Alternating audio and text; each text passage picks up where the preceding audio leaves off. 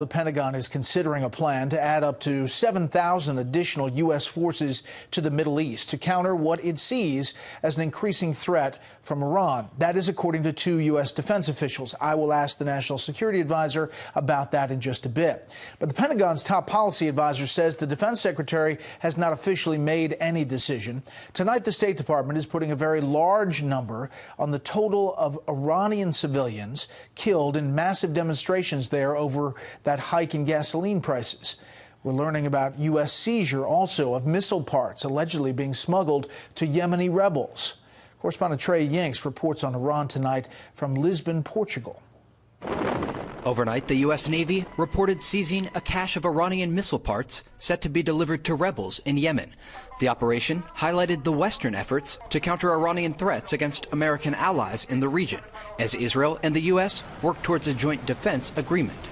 Israeli Prime Minister Benjamin Netanyahu traveled to Portugal Wednesday to meet with U.S. Secretary of State Mike Pompeo to discuss rising tensions with Iran.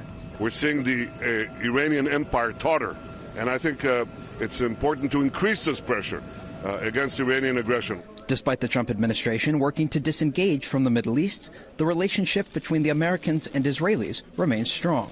This week, President Trump, Secretary Pompeo, and Prime Minister Netanyahu all reaffirmed their support of anti-government protesters in Iran, Iraq, and Lebanon. The State Department suggested today that more than 1,000 people have been killed by government forces in the ongoing Iranian protests. America will always stand with the Iranian people in their righteous struggle for freedom. Iran's Foreign Minister Mohammad Zarif today calling the administration's comments about U.S. sanctions against Iran an admission of, quote, economic terrorism. As the region slides towards a larger conflict, Iranian President Hassan Rouhani is leaving the door open to negotiations.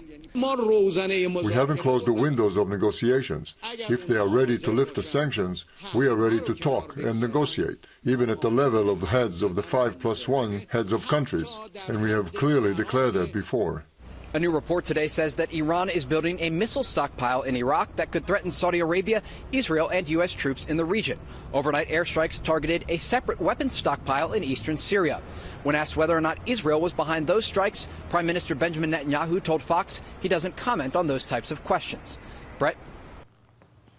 Trey Yingst in Portugal. Trey, thanks.